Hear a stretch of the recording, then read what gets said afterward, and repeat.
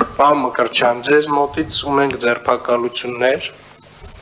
ես կարծում եմ լավ առիթ է խոսել այն մասին, որ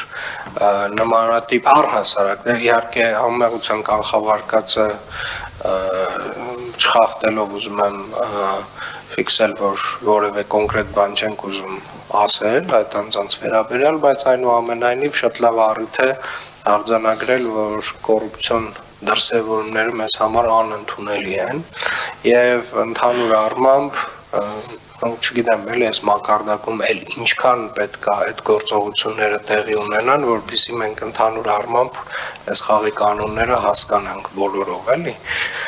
Խնդրեմ, պարոն Մկրտչյան։ Շնորհակալություն, նախ ցանկանում եմ շնորհակալություն հայտնել ազգային անվտանգության ծառայողների, հակակոռուպցիոն կոմիտեի աշխատակիցների համատեղ արդյունավետ աշխատանքի համար եւ պետք է նաեւ նշեմ ցավով, որ մի շարք լրատվամիջոցների կողմից տարածվեցին լուսանկարներ,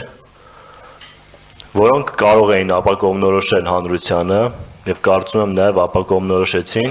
տպավորությունը այնպիսիներ կարծես թե ինձ են ձերբակալել։ Իրականում եւ զավեշտալի էր եւ նաեւ տխրեցնող, որովհետեւ երբ որ լուսանկարը իմ եւ ազգային անվտանգության ծառայողների կամ նյութերը այնպիսի վերադասավորվածություն ունեին նկարների տեսքով, բնականաբար կողմնորոշեին մեր հանրությանը, իսկ դեպքի մասով նաեւ պետք է նշեմ, որ դեպքը տեղի չի ունեցել վարչական շենքում, դեպքը տեղի չի ունեցել իմ ներկայությամբ, դա եւս լրատվամիջոցների կողմից ամբողջությամբ հակառակ ուղղությամբ ներկայացվեց։ Մի հոգի մեր աշխատակիցներից այս պահին, եթե չեմ սխալվում, տնային կալանքի տակ է եւ այս պահին նախաքննությունը դեռ, եթե չեմ սխալվում, շարունակվում է, որևիցե այլ բան չեմ կարող ասել եւ կարող եմ նաեւ փաստել եւ վերահաստատել մեր դիրքորոշումը, որ համայնքային պետական բյուջեից 1 լումա անգամ գողանալը դա մեղմ ասած սրիկայություն է։ Շնորհակալ եմ։ Այստեղ իհարկե ոչ միայն համայնքային բյուջեից գողության մասին է խոսքը, այստեղ նաեւ խոսքը այն մասին է, որ ասենք ինչ որ մի բան արձանագրելու, ինչ որ մի բան չարձանագրելու համար կաշառք վերցնելու նաեւ մասին է խոսքը եւ այդ բոլոր երևույթները մեզ համար անընդունելի են եւ նորից ասեմ, ինչքան տեղի ունենա այս գործընթացը, որպեսզի մենք այդ մշակութային ամբողջական փոփոխությունը կարողանանք կատարել։ Իհարկե, ես կարծում եմ իրավապահ մարմինները իրենք իրենց գործառույթը իրականացնելու պետք է իրականացնեն, բայց նաև մենք այստեղ էլի անելիք ունենք, էլի համակարգային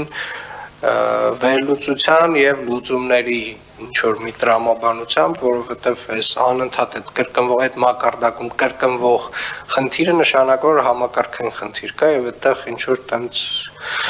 այլ մոտիվացիոն միգուցե տրամաբանությունը պետք դնել,